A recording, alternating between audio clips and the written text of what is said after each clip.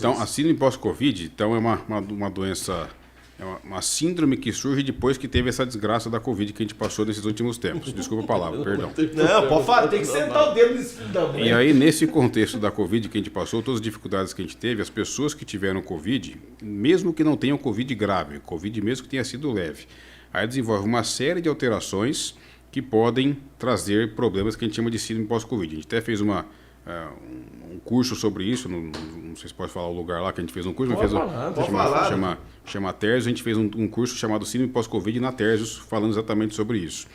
E aí na síndrome pós-Covid, a gente tem sintomas respiratórios, então de tosse, catarro, doenças pulmonares, falta de ar, doenças endocrinológicas, então altera a glicemia, altera a tireoide, doenças neurológicas, então dor de cabeça que não passa, alteração de memória, alteração de comportamento, então a gente fica mais...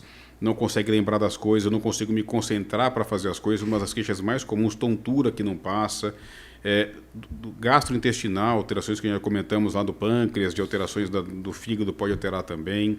Reumatológicas, tem uma síndrome chamada fadiga crônica, que a gente fica muito cansado, não consegue fazer exercício, se fizer exercício piora. No sangue pode alterar a plaqueta, ou seja, é uma síndrome que pode alterar todo o corpo. Então a gente tem muitos sintomas, assim, chama síndrome exatamente porque é um conjunto de sintomas que acontecem em várias áreas do organismo, não restrito só ao pulmão. Pulmão, parte reumatológica de cansaço, fadiga crônica, hematológico. Então é uma síndrome chamada pós-Covid.